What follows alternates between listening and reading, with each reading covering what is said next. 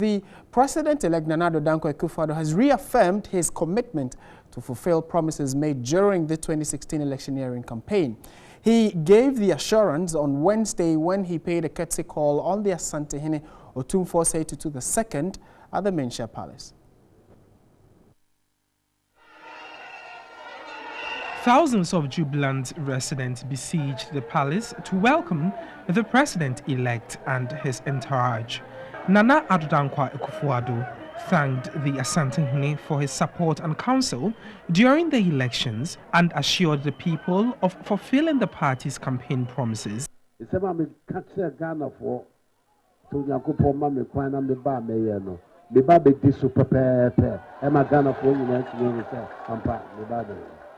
Meanwhile, President of the National House of Chiefs, Akuffo Addo, was also at the Menchia Palace to console the Ashanti on the demise of his mother. Akuffo Addo, who was in the company of some members of the National House of Chiefs, said his primary focus is to foster tribal unity and work collectively to support government to develop the country. I look forward to working with you, first of all, to unite all the chiefs of our dear country, and also to unite all the people of our country, particularly to foster friendship between the Ashantis and the Areas. He promised to work with the Ashanti to achieve his objective.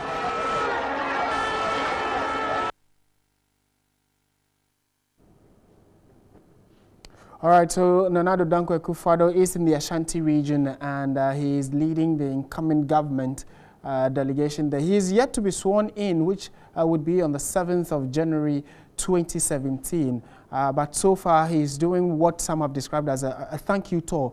But what do residents in the stronghold of the NPP, which is the Ashanti region, expect from the incoming President Nana Addo Dankwa Akuffo Addo and the NPP administration? Our Ashanti regional correspondent William Evans Inkum has been gauging the mood and expectations of residents in Kumasi. Afternoon, we are looking at promises and expectation. Mind you, yesterday the president-elect Nana Addo Dankwa Akuffo Addo was in the region. In fact, he met the Asante Otumfuo Asiedu-Dartey II, and he reaffirmed his commitment to keeping all the promises he made during the elections when he went round the country campaigning and promising the people that if they should give him that mandate, he will make sure that he improves the life of every single Ghanaian. Dr. Ernest Kwakon is a public interest advocate and he is representing the views of the public. So, and in fact, you also be speaking to Stephen Amwa, is a member of the NPP communication team. Doc, so much expectation. What do you think the public expects, at least within the first 3 months or 100 days in office of the new administration? Thank you very much, Evans. I think that I have witnessed 7 elections in this Fourth Republic, and I have never seen the public show so much interest in this 7th one. It was a massive vote.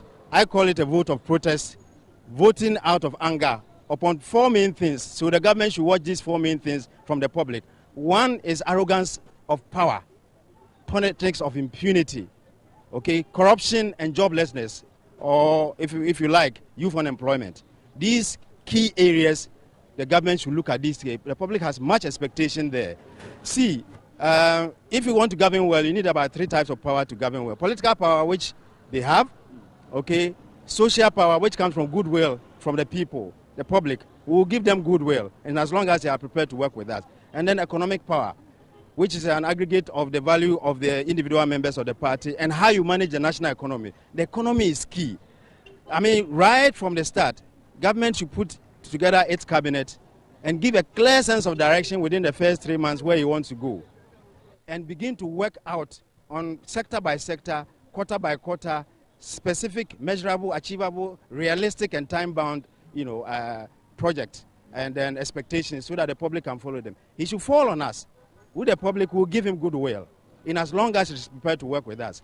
But youth unemployment, arrogance, he should eschew them, and then corruption is killing the national economy and the national spirit. So he should work on these 3 4 main areas, and we'll be fine with him. All right, thanks so much. So I'll be speaking to 7. But in fact, Martin, we are standing just close to Konfanochi Teaching Hospital, and I just want to chip in this. If you look behind, this is 1976 MBU, which is still a white elephant. The last time this particular facility or project enjoyed some level of attention was 2014, when that famous Suweba issue, missing baby issue, came up. Since then, we've never seen any progress of work as far as this particular project is concerned. So, Stephen, you are coming from the government. I think one project that is also dear to the heart of people in the Ashanti region is the MBU.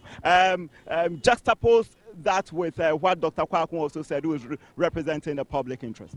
Thank you very much. I think what Doctor said, I highly agree with what he said. But then the main issue with governance is to make sure that you are able to provide the people with what they need. I mean, long-term economic growth and stability. And if that will work out, it's about labor force and productivity. And are you prepared to give us that? Exactly. Labor force is about the skill component and the size of it. And if you look at what Nana Addo Dankwa has for us, Nana Addo Dankwa is saying emphatically that he's going to ensure that there's job creation.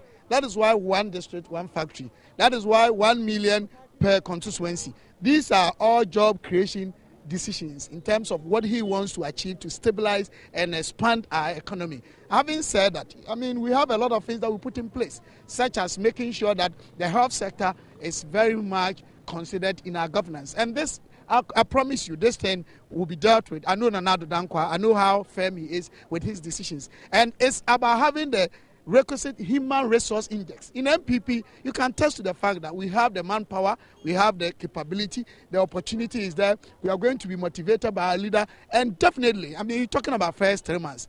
We use that to stabilize our economy, to make sure that things that we want to do, we put proper measures and planning framework in place to ensure that every sector of our economy, of our society, is actually back on track. And I can assure you, when it comes to jobs and the MPP, of course we are capitalists. We adopt expansionary fiscal policies where we allow the private sector to boom. And that is our main focus. We are going to enhance PPP in a well-defined manner sector. The private sector will expand to employ a lot of people. Remember, we've done it before.